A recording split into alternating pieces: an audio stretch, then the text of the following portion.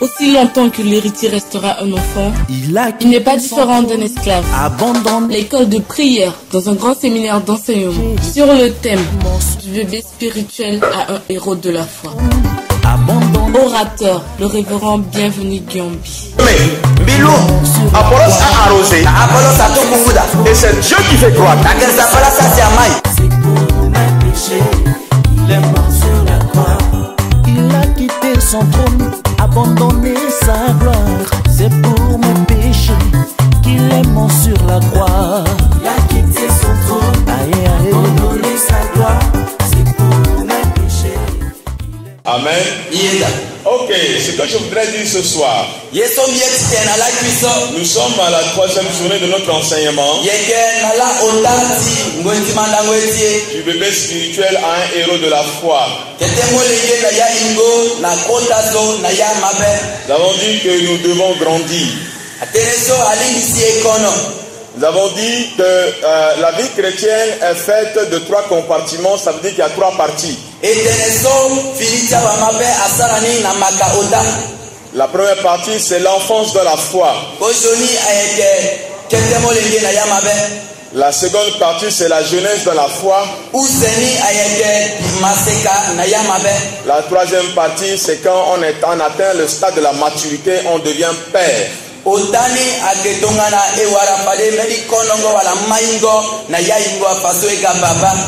Jean chapitre 2 verset 13 dit ceci. Je vous écris Père, parce que vous avez connu celui qui est dès le commencement. Je vous écris jeunes gens, parce que vous avez vaincu le malin. Et je vous écris petits enfants, parce que vous avez connu le Père. Amen. Alléluia. Nous avons dit que le stade de l'enfance, ça commence au moment où nous recevons Jésus dans notre vie comme Seigneur et Sauveur.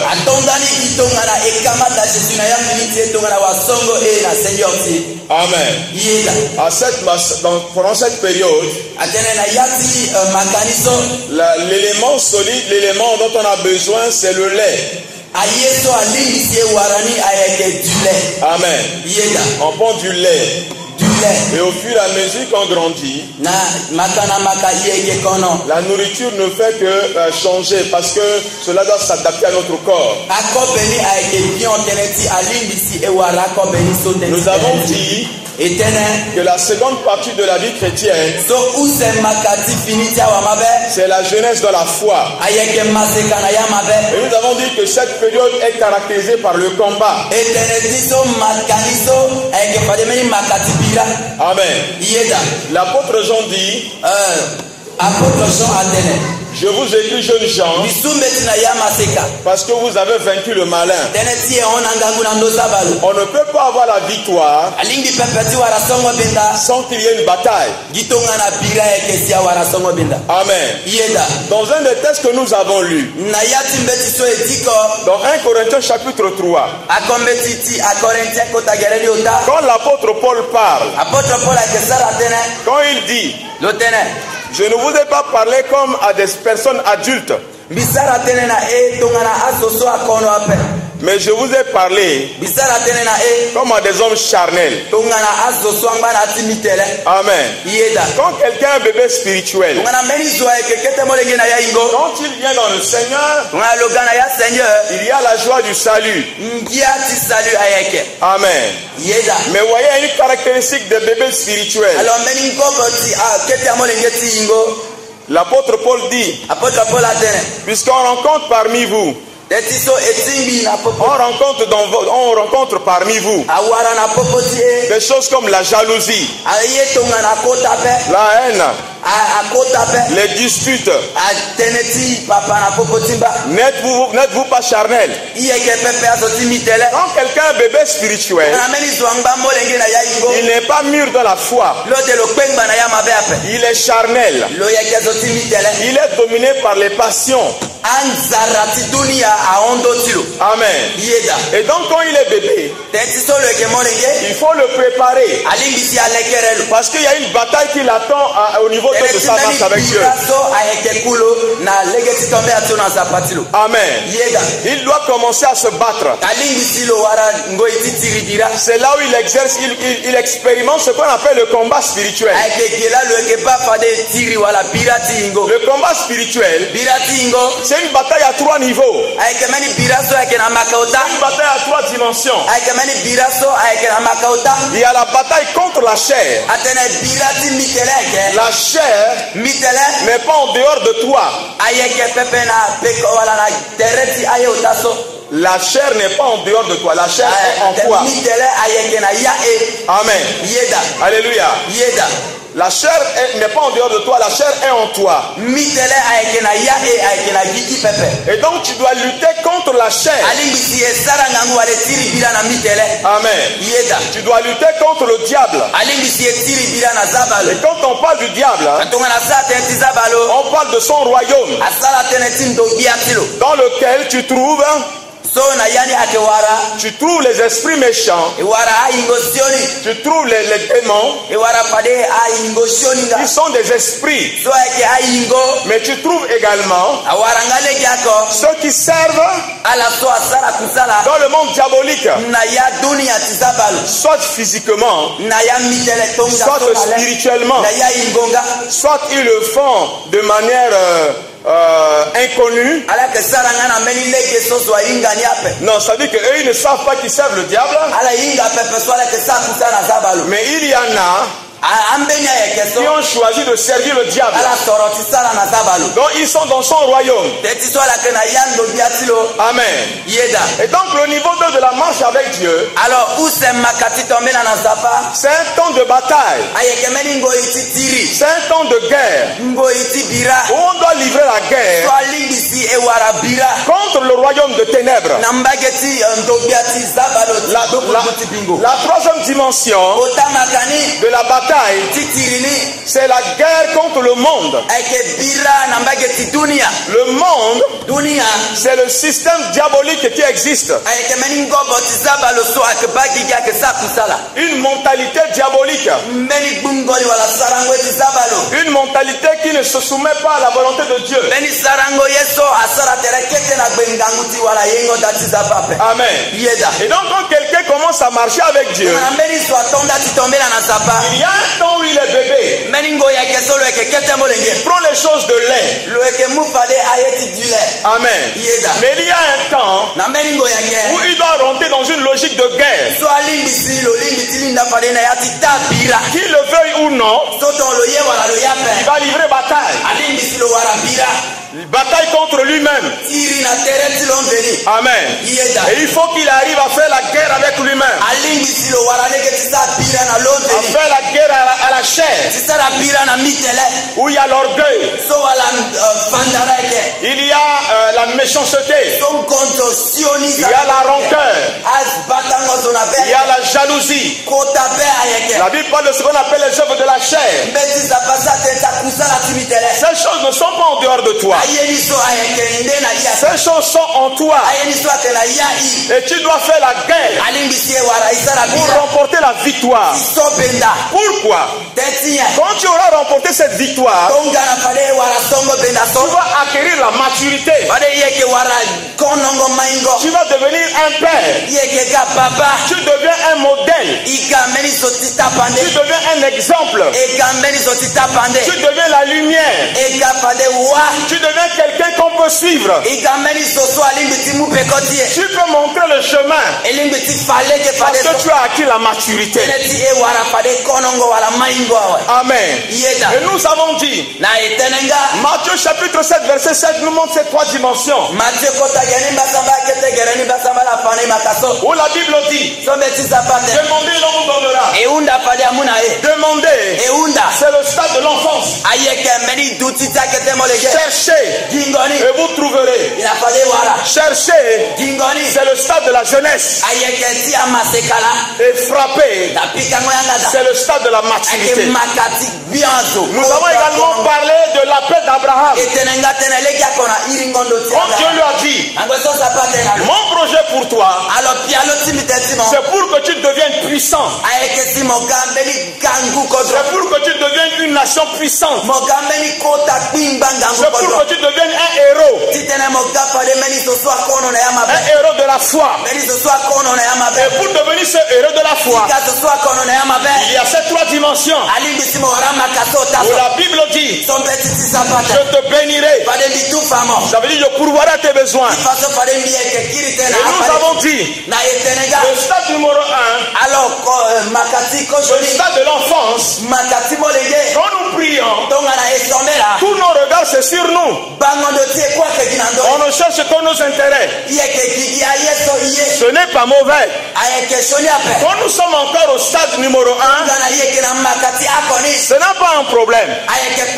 Parce qu'un enfant, quand il s'adresse à son père, il ne demande pas quelque chose pour son frère. Il ne demande des choses que pour lui.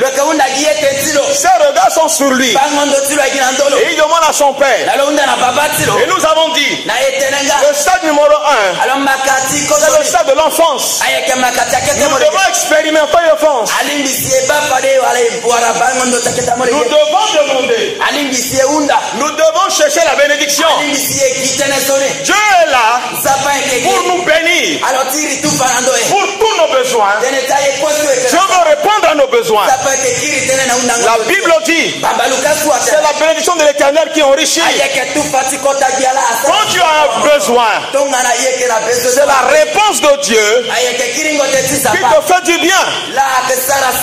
C'est pourquoi quand tu as un besoin,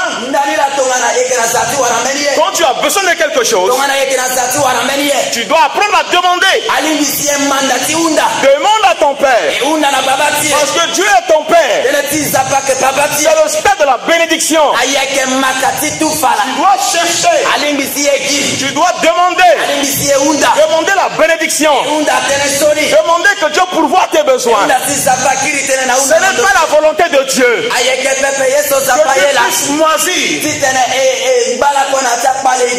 que tu puisses te plaindre parce que tu n'as pas de besoin, parce que tu as des besoins non exaucés. Dieu veut exaucer tes besoins. C'est pourquoi tu dois demander. Tu dois demander. La Bible dit, demandez, l'on vous donnera. Demandez, l'on vous donnera. Quand tu es au stade de l'enfance, tu dois demander. Amen. Parce que tu es l'enfant du roi des rois. Tu es l'enfant du Seigneur des seigneurs. Amen. Cela ne sert à rien. Ce n'est pas bon pour que tu puisses envier ton frère qui est en train d'évoluer. Amen. Parce que Dieu est là. Il est la source de toute provision. Il est là pour toi. Il n'est pas seulement là pour les autres. Il est là aussi pour toi. Il est là pour pouvoir tes besoins. C'est pourquoi à ce stade, commence à prier pour demander que Dieu réponde. Dieu va répondre à tes besoins. Et nous avons dit, ce stade de l'enfance, c'est le stade des miracles. Nous devons expérimenter les miracles. Nous devons expérimenter les miracles. Et nous avons dit, les miracles, c'est l'intervention de Dieu. Dieu intervient. Dieu agit. Et tu vois sa main. Il est important que tu vives le miracle. Parce que tu en auras besoin. Amen. Alléluia. Nous avons parlé de Pierre. Pierre qui a expérimenté la puissance de Dieu par la pêche miraculeuse. miraculeuse. Alléluia. Sa conversion s'est faite avec un miracle. Et le miracle est devenu quelque chose dans sa nature. Jésus l'a habitué à vivre le miracle. Et il a commencé à marcher sur l'eau. Et ce n'est pas surprenant que plus tard, il pouvait faire marcher quelqu'un. Parce qu'il ne peut te donner que ce qu'il a reçu. Il a vécu la puissance de Dieu. Il a vécu le miracle de Dieu. Et plus tard, il a été capable d'amener quelqu'un à vivre le miracle de Dieu. Amen. Et nous avons dit, Dieu est esprit. Il n'est pas limité par les murs. Il n'est pas limité par tout ce qui est naturel.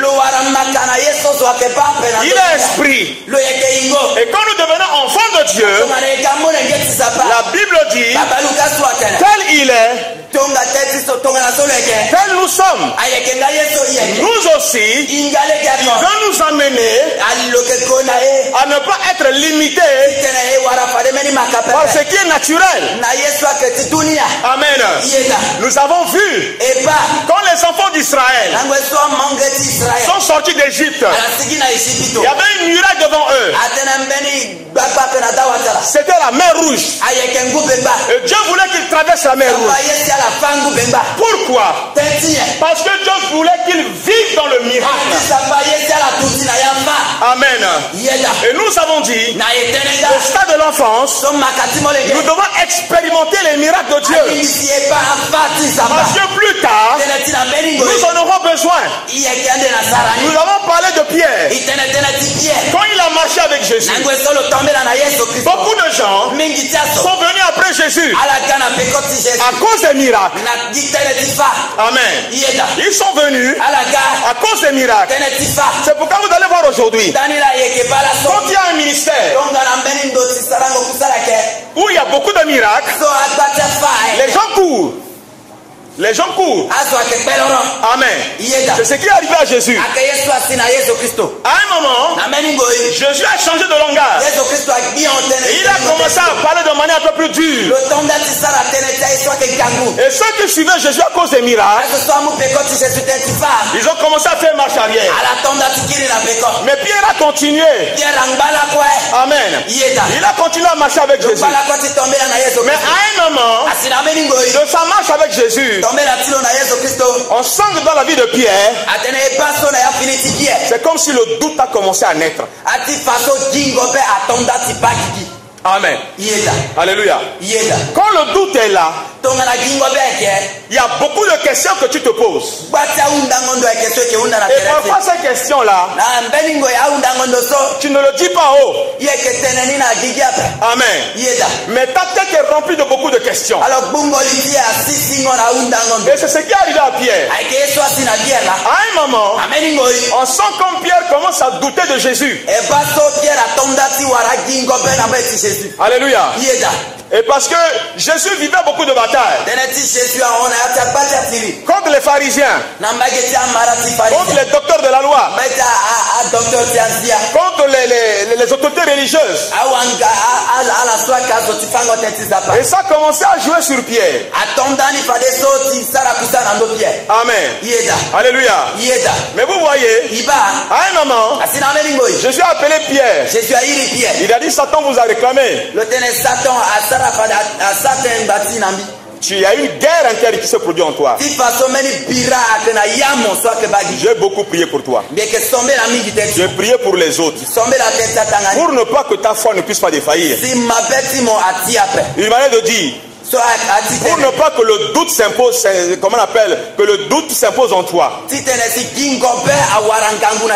Amen. Nous avons dit, les miracles que Pierre a vécu lui ont donné la confirmation que Jésus est le Fils de Dieu. Mais face à son doute, amen, vous ne pouvez pas faire marche arrière. Parce qu'il y avait une preuve que Jésus est le Fils de Dieu. Et nous avons dit, nous avons besoin de voir la main de Dieu dans notre vie. Parce qu'on en aura besoin pour nous protéger le jour où le doute va naître. Amen. Alléluia. Est-ce que tu me suis? Est-ce que tu me suis? Est-ce que tu me suis? Acclame le Seigneur.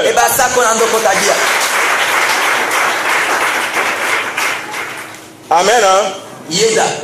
Je ne vais pas m'étaler beaucoup plus sur les deux autres aspects de la marche avec Dieu.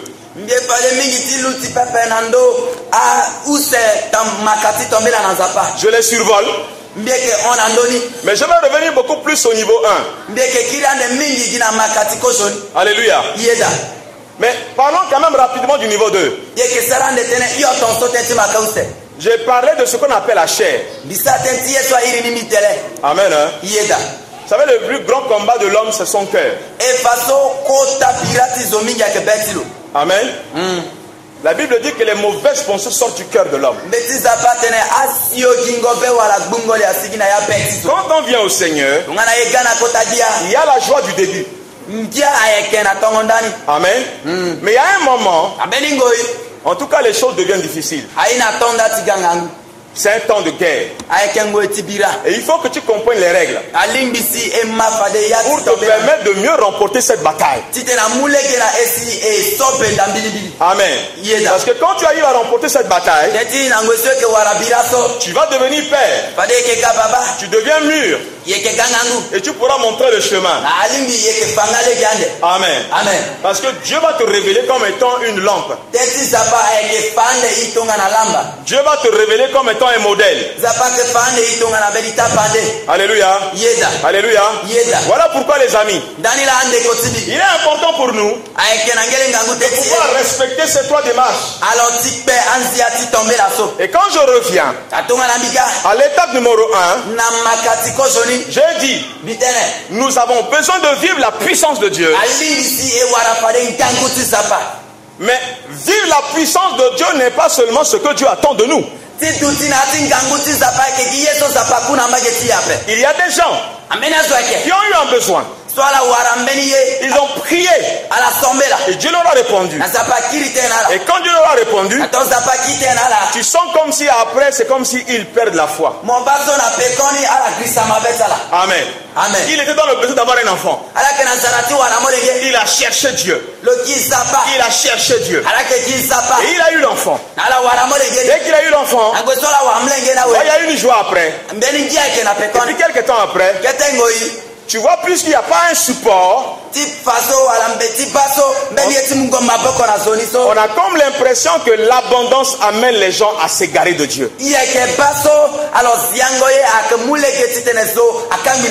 Quand quelqu'un reçoit, quand quelqu'un devient riche, quand il est riche en enfants, quand il est riche en argent, quand il est riche en quelque chose, on se rend compte que cela a tendance à éloigner les gens de Dieu.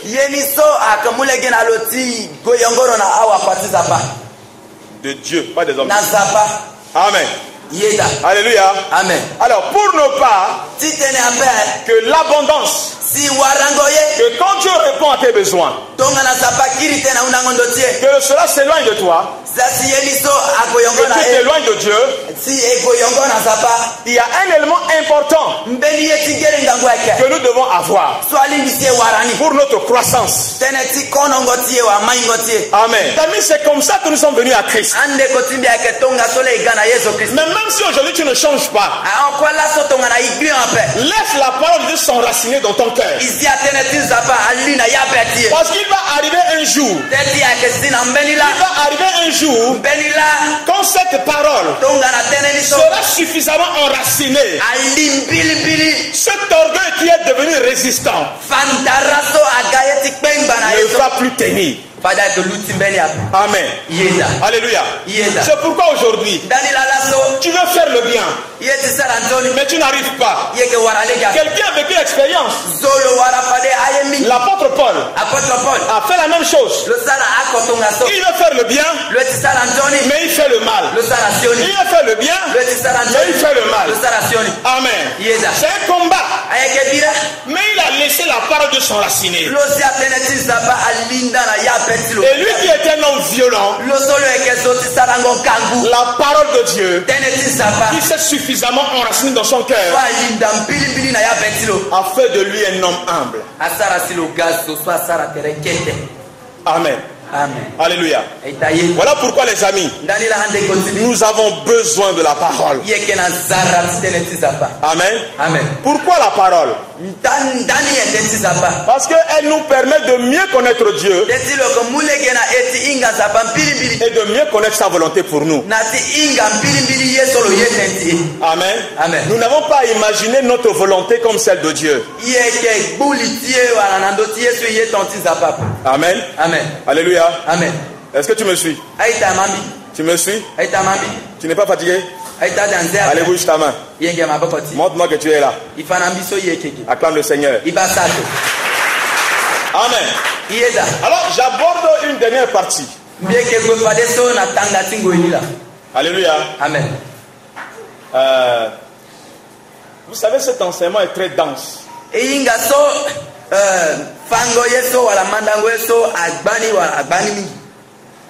Mais je crois que je vais juste donner l'essentiel. Si le Seigneur permet, on reviendra plus tard sur certains éléments.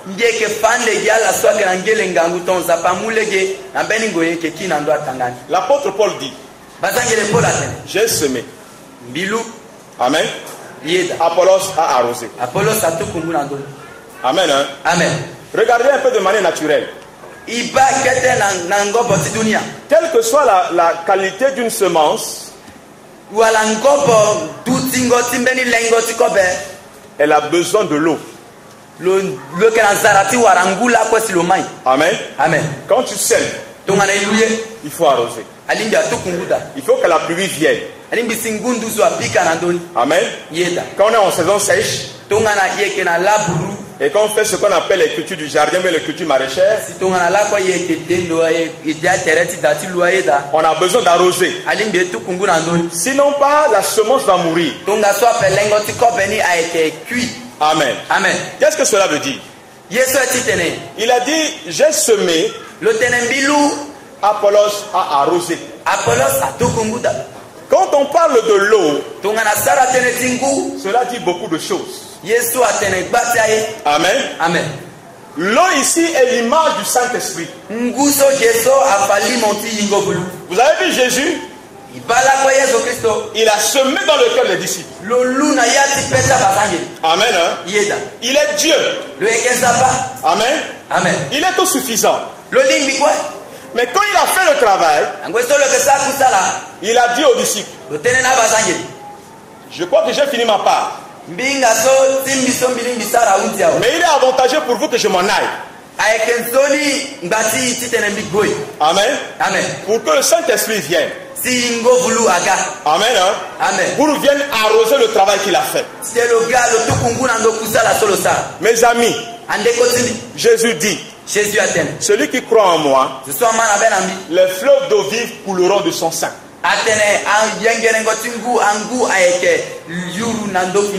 Amen. Amen. Les amis, avoir le baptême du Saint-Esprit, ce n'est pas un choix. Pour moi, c'est vraiment une obligation. Nous devons être baptisés du Saint-Esprit.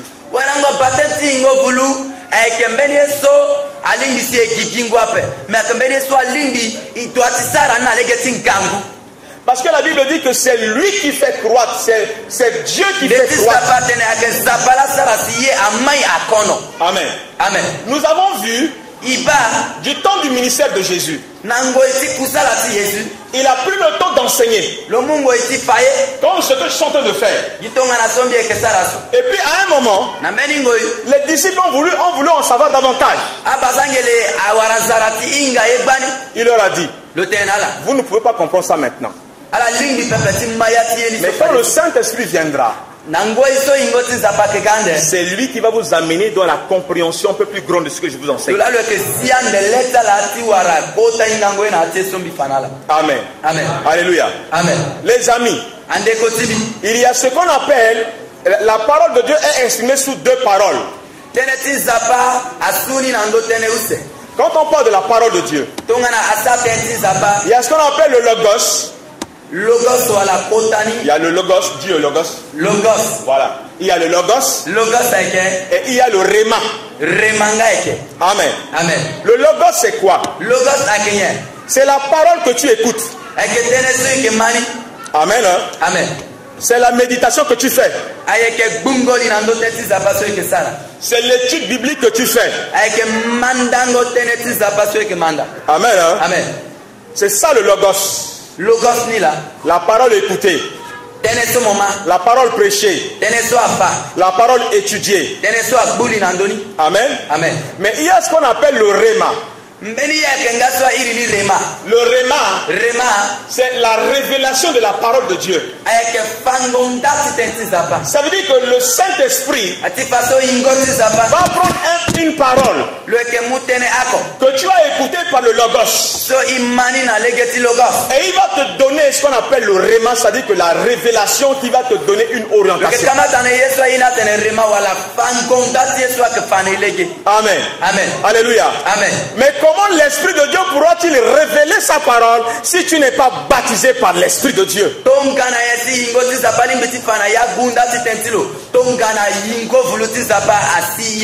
Amen. Qu'est-ce qui a tué les docteurs de la loi? Ils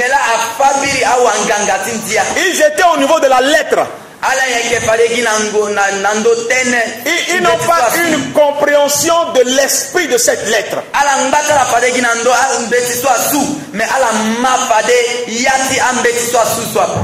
Amen. C'est la révélation de la parole de Dieu qui nous fait croître.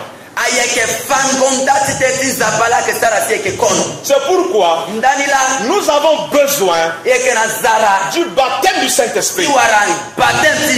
Alléluia. Amen. L'apôtre Paul dit: j'ai semé, Apollos a arrosé. Il y a des gens qui ont des ministères que Dieu a confiés pour que les gens soient baptisés du Saint-Esprit. Jésus lui-même, il a enseigné. Amen. Mais le Saint-Esprit est venu compléter le travail qu'il a fait. Alléluia. Amen. Donc la première compréhension de l'arrosage de la parole, c'est la nécessité du baptême du Saint-Esprit. Il faut que tu sois baptisé du Saint-Esprit. Et si tu ne l'as jamais été, il faut le demander. Il faut prier. Il faut demander pour que tu sois baptisé du Saint-Esprit. Parce que c'est le Saint-Esprit qui va faire croître la parole en toi. Jésus a dit ceci: demandez, l'on vous donnera. Cherchez, vous trouverez. Frappez, l'on vous ouvrira. Amen. Celui qui demande, on va lui donner. Celui qui cherche, il va trouver. Celui qui frappe, on va lui ouvrir. Qui? Lequel d'entre vous, quand son enfant lui demande du pain, il va lui donner une pierre? Méchant comme vous êtes, vous savez donner de bonnes choses à vos enfants. À combien plus forte raison votre Père qui est dans les cieux donnera-t-il le Saint-Esprit à ceux qui le lui demandent? Donnera-t-il le Saint-Esprit à ceux qui le lui demandent? Donnera-t-il le Saint-Esprit à ceux qui le lui demandent? Donnera-t-il le Saint-Esprit à ceux qui le lui demandent? Mon ami, demande le Saint-Esprit. Demande le Saint-Esprit. Parce que c'est lui qui va faire croître la parole. C'est lui qui va amener la parole. Pour beaucoup de gens, être baptisé du Saint-Esprit, c'est de parler en langue. Il prend le Saint-Esprit, il le met dans une cage. La cage du parler en langue. La cage de la prophétie. Quand quelqu'un a la prophétie, ça veut dire qu'il a le Saint-Esprit. Quand quelqu'un parle en langue, ça veut dire qu'il a le Saint-Esprit. Mon ami, Le Saint-Esprit fait plus de milliards de fois ces deux choses.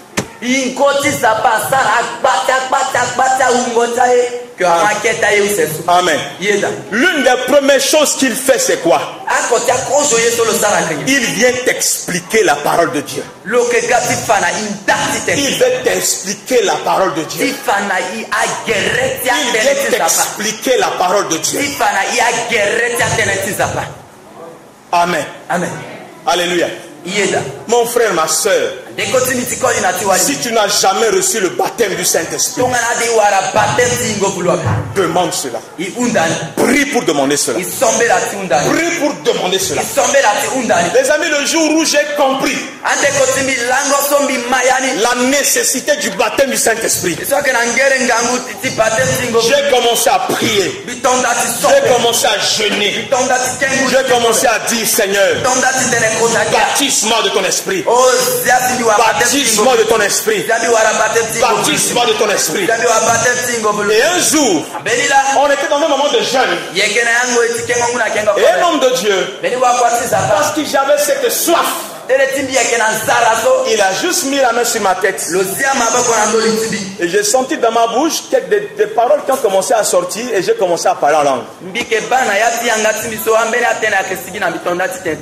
C'était le signe. Amen. Amen. Alléluia. Et quelques temps après, amen, hein? Quand j'étais chez moi, j'ai commencé à me débarrasser de tout ce qui était mauvais dans ma marche avec Dieu. Amen. J'ai enlevé les choses. J'ai commencé à me débarrasser des mauvais amis. Parce que c'est le Saint-Esprit qui m'y conduisait. J'avais un ami, paix à son âme, il est décédé. Amen. Hein? Amen. Lui c'était chercher les femmes. Amen. Hein? Et la première des choses que le Saint-Esprit m'a dit, je devais me débarrasser de lui. C'était mon meilleur ami. Mais je me suis séparé de lui. Parce que nous n'avions plus la même mentalité, nous n'étions plus dans le même royaume. Amen. Hein? Amen. Deuxième chose que le Saint-Esprit m'a dit. Un jour j'étais en classe et je travaillais avec un ami pendant nos devoirs. Amen. Hein? Et quand on fait le devoir, on compare nos résultats. Et le Saint-Esprit me dit, ça là c'est pas digne d'un enfant de Dieu. Arrête la tricherie. Si vous devez vous aider, c'est en dehors de la classe. Mais quand tu fais ton devoir, toi seul avec ta copie. Amen. Alléluia. Amen. Et vous voyez que le Saint-Esprit, son travail n'est pas seulement de parler en langue. Hein? Amen. Amen. Une autre fois, j'étais à la maison. J'avais pensé que j'avais abandonné le péché. Amen. Hein? Amen. Et un jour, il m'a rappelé des images pornographiques qui étaient dans ma valise quelque part.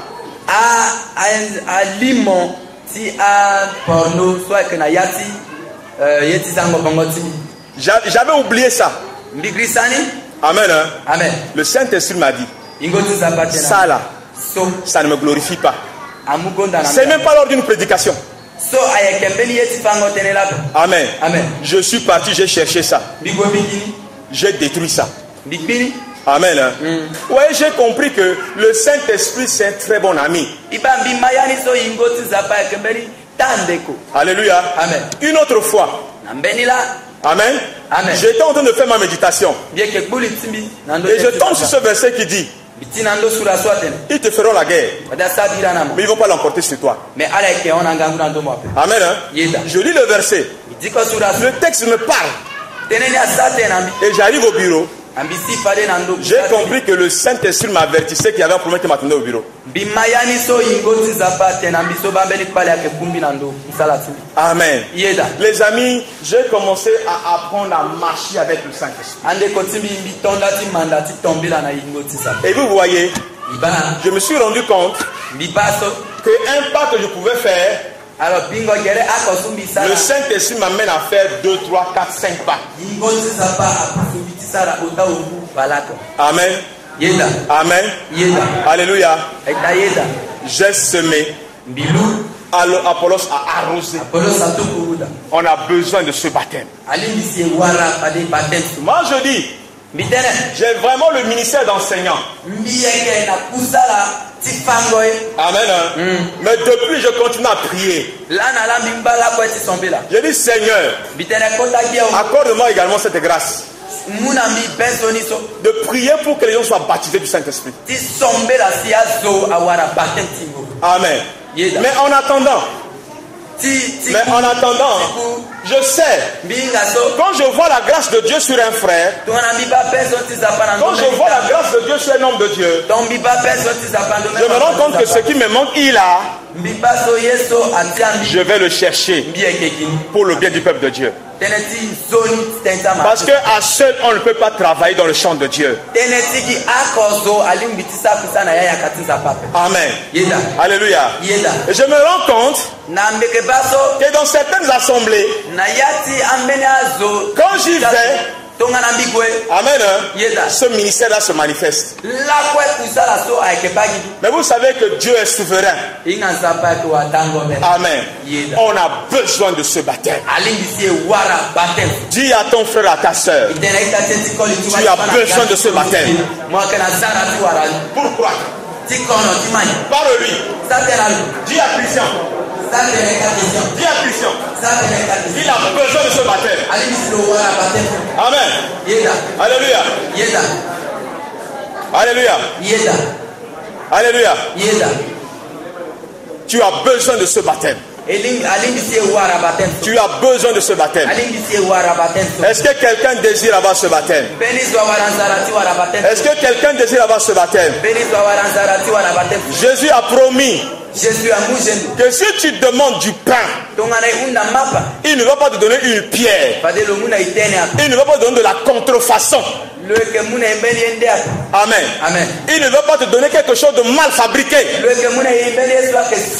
Vous savez, aujourd'hui, il y a beaucoup de faux baptêmes du Saint-Esprit.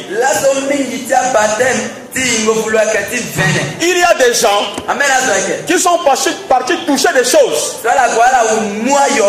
Et quand ils viennent, amen, et ils font parfois c'est pas mauvais de tomber sous l'onction du Saint-Esprit, mais parfois tomber là, il y a certaines manières de tomber là, je me rends compte que ça, non, ça là, ça vient pas de la part de Dieu.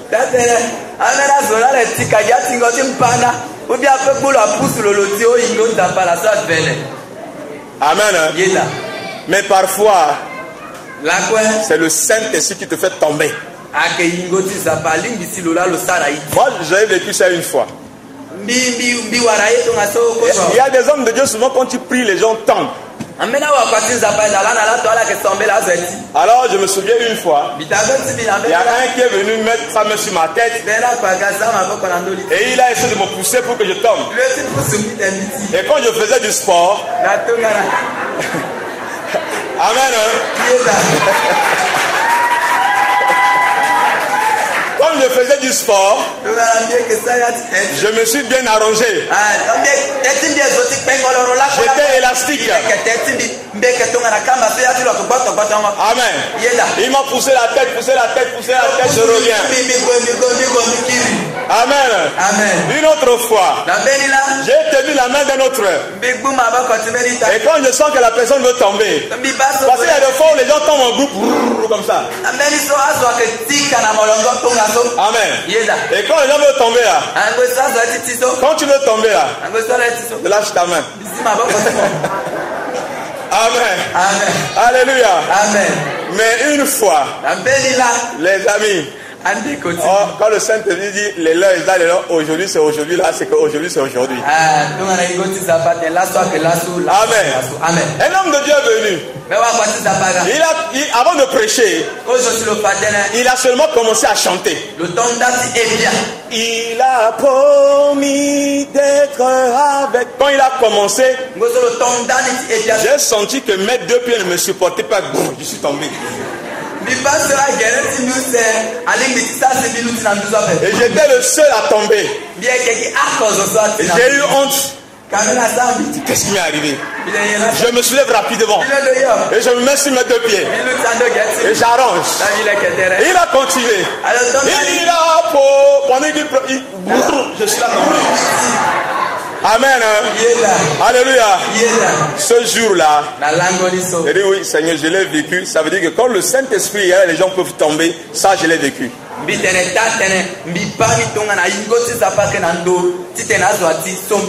Amen. Amen. Mais il y a certaines personnes, on ne t'a même pas touché. Le Saint-Esprit ne t'a même pas touché. Oh, déjà il est par terre. Mais quand tu tombes sous l'onction du Saint-Esprit, quand tu te relèves, c'est une autre personne. Amen. Hein? Amen. On ne tombe pas pour le plaisir de tomber.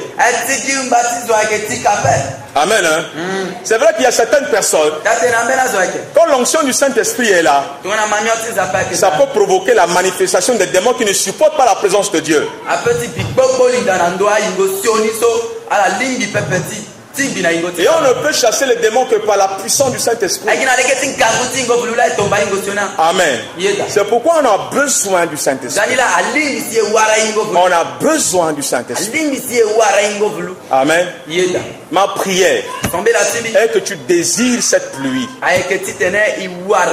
qui vient arroser la parole dans ton cœur. Nous n'avons pas le temps de pouvoir continuer de dire le reste. Mais je pense que c'est important que tu gardes cet essentiel. Pendant cette marche de bébé dans la foi, tu as besoin du Saint-Esprit.